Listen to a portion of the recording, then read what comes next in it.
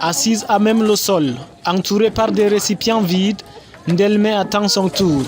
La main sur la tête, la cinquantaine révolue, elle s'est levée de bonne heure à la recherche de l'eau. Mais face à l'affluence, l'attente devient longue. À quelques mètres de là, Sophie est couchée au sol. En plein sommeil, au milieu des bidons, elle se lasse de la longue et folle attente. Ici à Katamsa, localité de l'arrondissement de Mokolo, département du Mayo-Tchanaga, c'est le casse-tête quotidien de la population.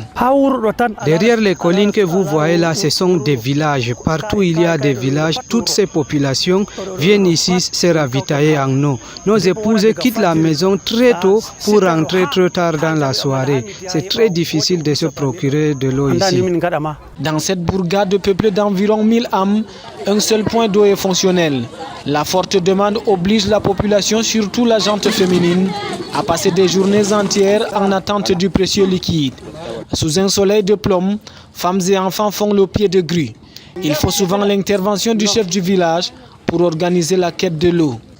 Autre lieu, même attroupement, à Mohour, toujours dans l'arrondissement de Mokolo, non loin de Zamaï, des récipients tutoient le ciel. Ici, c'est un forage pour 2000 personnes, une opportunité que n'ont pas eue les habitants de Mokyo. Ici, la population se rue vers les lits des maillots pour recueillir de l'eau, qu'importe la qualité. L'essentiel, c'est d'avoir quelques gouttes, de quoi étancher la soif avant que la source ne tarisse. Cette eau boueuse n'est pas usée, détrompez-vous. C'est une eau potable aux yeux des populations de Wolorde. Chez nous ici, il n'y a pas de l'eau. Nous buvons seulement l'eau du marigot comme ça. Donc nous nous sauverons seulement au village comme ça. Parfois nous creusons 6 mètres pendant le moment pluvieux, en profondeur. Nous ne trouvons pas d'eau. Les conséquences sont fâcheuses pour ces derniers. Beaucoup d'enfants tombent malades à cause de ces eaux que nous buvons. Souvent, ils ont mal au ventre. Dans cette partie du pays, l'eau a cessé d'être une nécessité. Désormais, l'eau est un luxe.